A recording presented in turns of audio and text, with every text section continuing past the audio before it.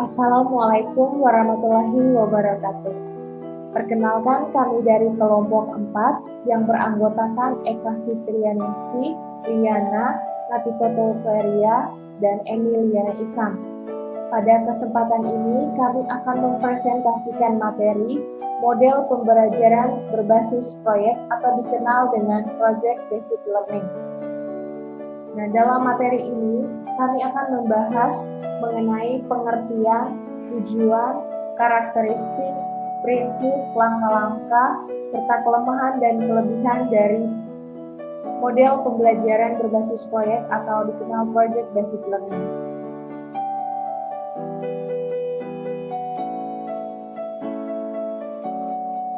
Saya, Emiliana Isam, akan membahas mengenai pengertian dan tujuan dari model pembelajaran Project Based Learning. Model pembelajaran ini merupakan model pembelajaran inovatif yang melibatkan kerja proyek di mana peserta didik bekerja secara mandiri dalam mengkonstruksi pembelajarannya dan mengkulminasikannya dalam kehidupan nyata. Nah, ini merupakan pengertian menurut Nanang Hanafiyah dan Cucu Suhana. Kemudian menurut Bos dan Krauss, model pembelajaran berbasis proyek atau dikenal MPBP adalah sebuah model pembelajaran yang menekankan aktivitas siswa dalam memecahkan berbagai permasalahan yang bersifat open-ended dan mengaplikasikan pengetahuan mereka dalam mengerjakan sebuah proyek untuk menghasilkan sebuah produk otentik tertentu.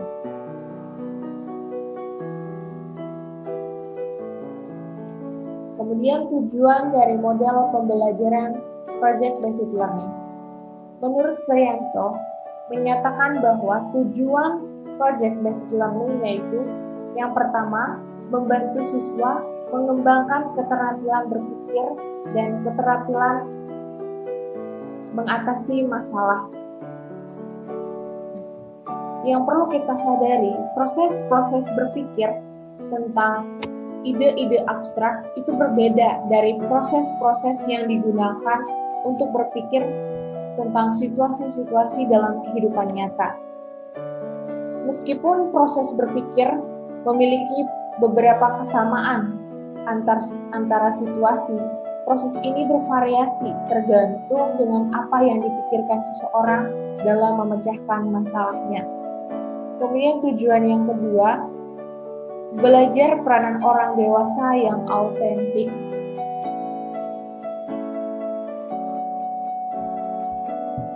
Model pembelajaran Project Based Learning juga dimaksudkan untuk membantu siswa berkinerja dalam situasi-situasi kehidupan nyata dan belajar peran-peran penting yang biasa dilakukan oleh orang dewasa. Bentuk pembelajaran ini penting untuk menjembatani kerjasama dalam menyelesaikan tugas, memiliki elemen-elemen belajar magang yang mendorong pengamatan dan dialog dengan yang lain sehingga dapat memahami peranan di luar sekolah. Tujuan yang ketiga adalah menjadi pembelajar yang mandiri. Kita tahu bahwa guru secara terus-menerus membimbing dengan cara mendorong dan mengarahkan siswa untuk mengajukan pertanyaan dan memberikan apresiasi atau penghargaan untuk pertanyaan-pertanyaan berbobot yang mereka ajukan. Dengan mendorong siswa mencari solusi atau penyelesaian terhadap masalah nyata yang dirumuskan oleh siswa sendiri, maka diharapkan siswa dapat belajar menangani tugas-tugas pencarian solusi itu secara mandiri dalam kehidupannya kelak. Untuk materi selanjutnya akan dipresentasikan oleh teman Liana. Baik, di sini saya akan melanjutkan presentasi dari teman saya Emiliana Isam.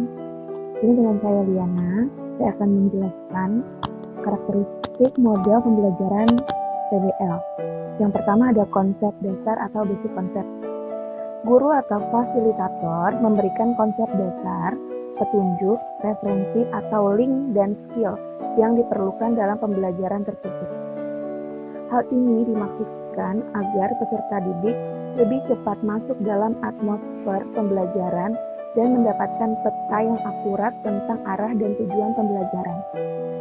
Selanjutnya, pendefinisian masalah atau defining the problem.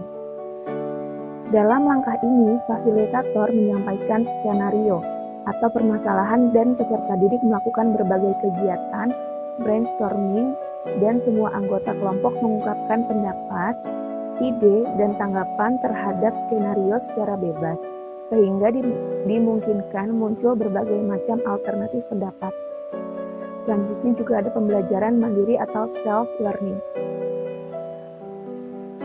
Peserta didik mencari berbagai sumber yang dapat memperjelas isu yang sedang diinvestigasi. Sumber yang dimaksud dapat dalam bentuk artikel tertulis yang tersimpan di perpustakaan, halaman web, atau bahkan pakar dalam bidang yang relevan. Selanjutnya ada pertukaran pengetahuan atau exchange knowledge. Setelah mendapatkan sumber untuk keperluan pendalaman materi dalam langkah pembelajaran mandiri, selanjutnya pada pertemuan berikutnya, peserta didik berdiskusi dalam kelompoknya untuk mengklarifikasi pencapaiannya dan merumuskan solusi dari permasalahan kelompok.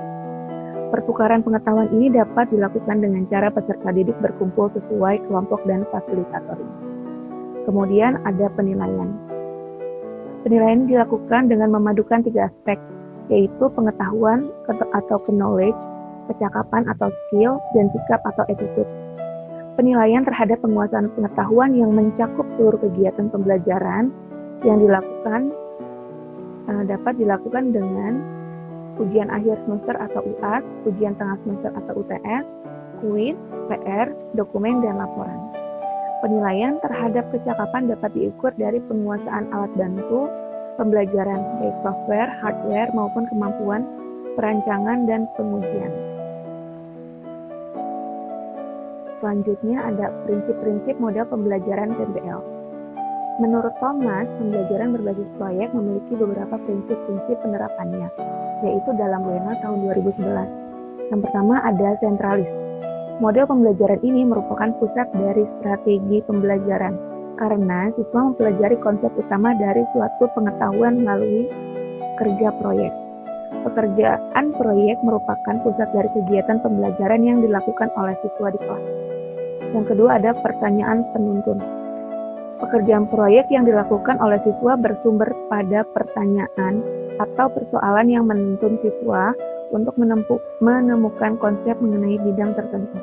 Dalam hal ini, aktivitas bekerja menjadi motivasi eksternal yang dapat membangkitkan motivasi internal pada diri siswa untuk membangun kemandirian dalam menyelesaikan tugas.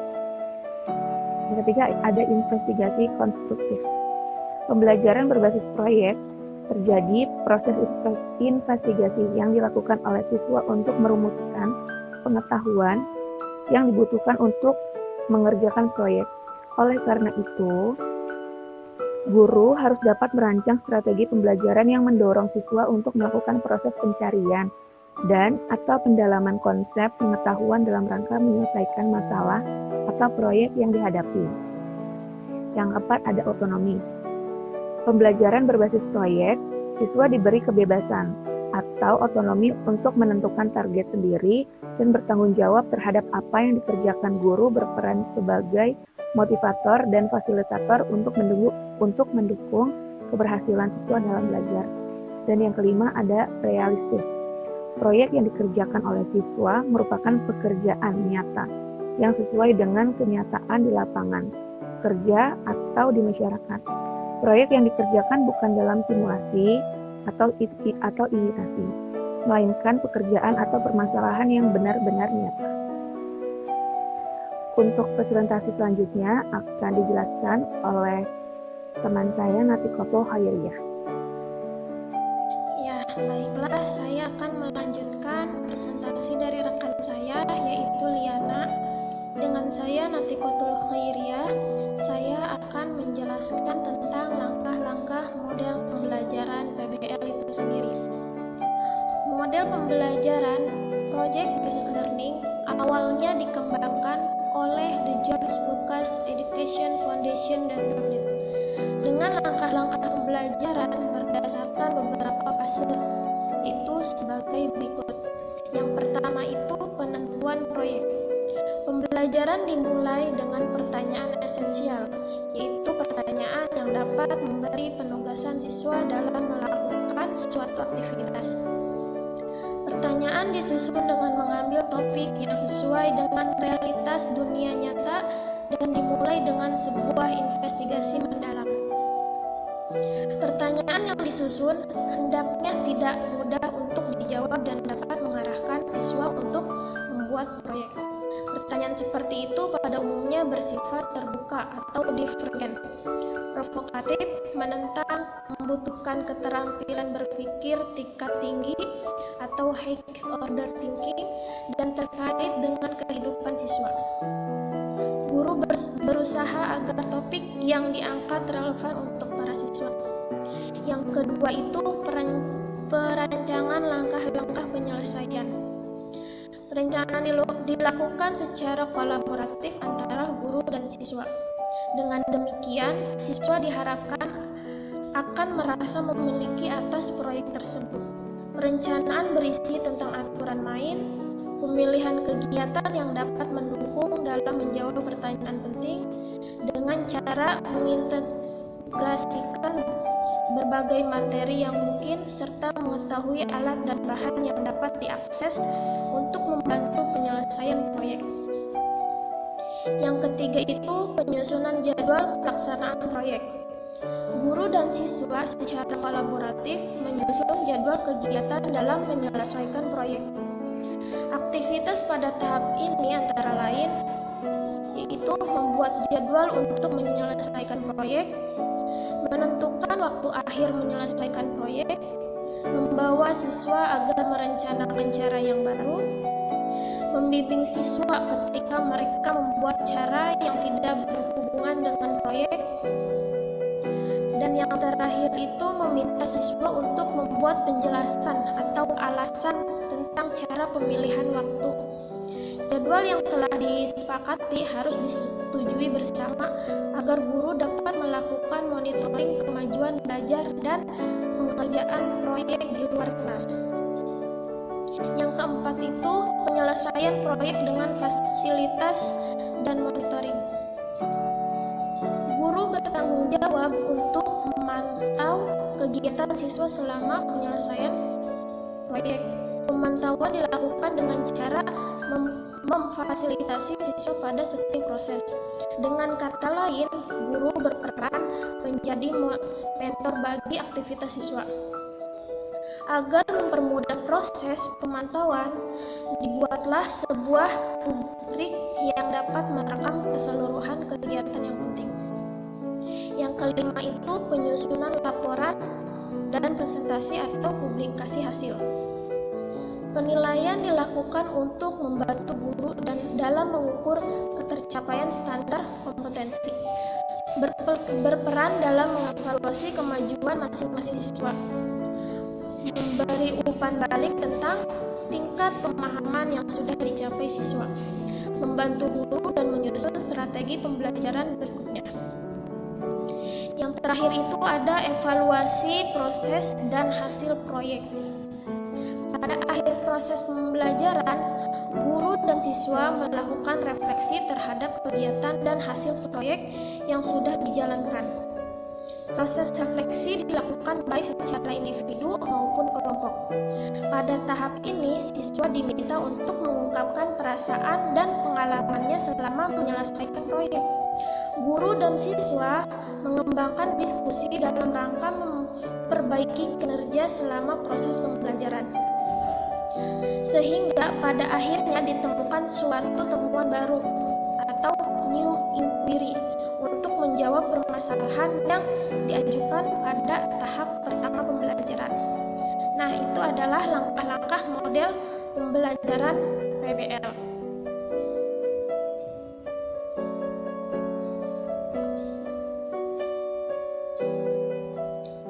Ya, untuk selanjutnya saya akan menjelaskan kelebihan model pembelajaran PBL itu sendiri.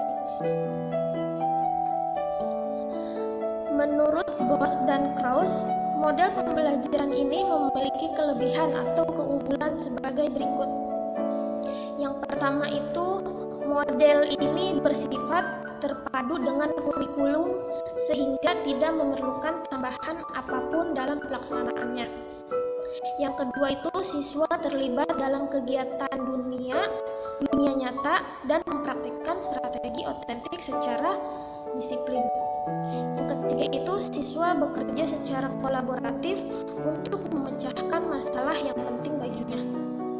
Yang keempat itu ada teknologi terintegrasi sebagai alat untuk penemuan, kolaborasi, dan komunikasi dalam mencapai tujuan pembelajaran penting dalam cara-cara baru. Yang terakhir itu meningkatkan kerjasama guru dalam merancang dan mengimplementasikan proyek-proyek yang melintasi batas-batas geografis atau bahkan melompat zona waktu. Ya, untuk selanjutnya atau penjelasan selanjutnya akan dijelaskan oleh rekan saya. Untuk materi selanjutnya akan dijelaskan oleh saya, Kak Ningsi. Jadi tadi sudah dibahas mengenai kelebihan pembelajaran PBL. Nah, selain memiliki kelemahan, ternyata model pembelajaran PBL ini memiliki kelemahan-kelemahan ya. Yang ingin saya sampaikan adalah ini menurut Abidin 2013 171. Nah, yang pertama adalah memerlukan banyak waktu dan biaya. Iya, tentunya memang memerlukan banyak waktu dan biaya. Kenapa? Karena untuk menghasilkan suatu produk pasti akan membutuhkan waktu yang lebih banyak dibanding dengan model pembelajaran lain. Nah, dari segi biaya, untuk membuat suatu produk juga memerlukan alat dan bahan yang tentunya akan menambah biaya atau pengeluaran. Yang kedua, memerlukan banyak media dan sumber belajar, karena memang dibutuhkan banyak media dan sumber belajar untuk mendukung agar proses pembuatan produk ini dapat berjalan baik ya. Jadi nanti hasilnya juga maksimal. Yang ketiga adalah memerlukan guru dan siswa yang sama-sama siap belajar dan berkembang, karena memang untuk menghasilkan suatu produk ini kan dibutuhkan banyak action, yang mana action ini ya memang akan dilakukan dengan mudah ketika memang guru dan siswa sama-sama siap untuk belajar dan memang mempunyai keinginan untuk berkembang.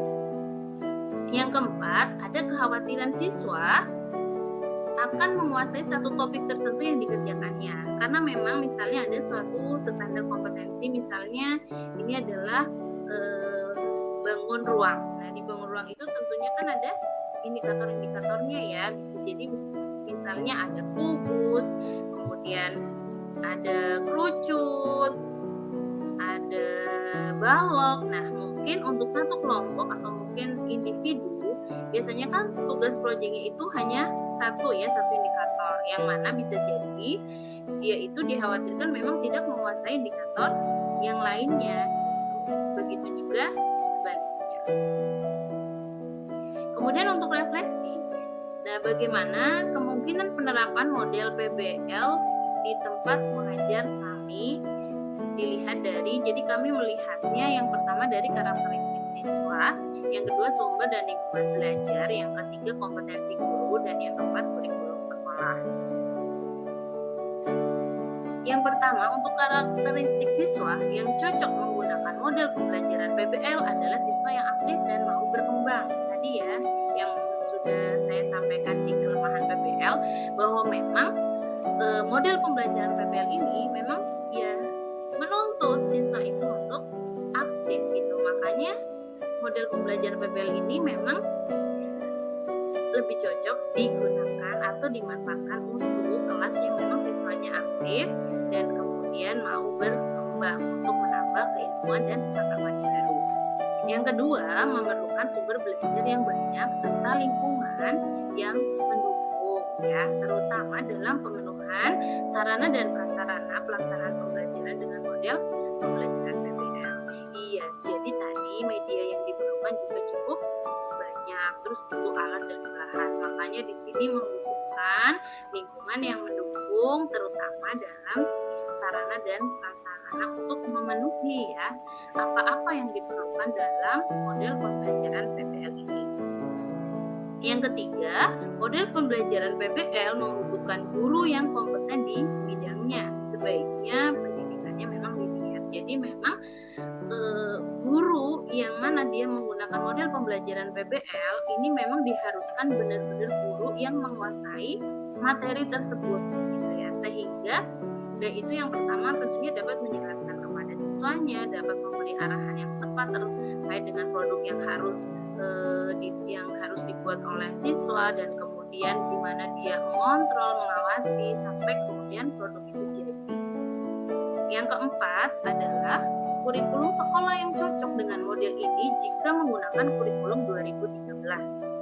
Jadi kenapa kurikulum 2013? Karena memang kalau di kurikulum 2013 itu kan jadi bukan hanya sekedar teori saja gitu ya, tapi justru lebih banyak ke prakteknya gitu. Makanya akan cocok sekali ketika kurikulum 2013 ini menggunakan model pembelajaran PBL ini. Ya, insya Allah sekian presentasi dari kelompok 4. Kurang lebihnya kami mohon maaf, semoga bermanfaat. Wassalamualaikum warahmatullahi wabarakatuh.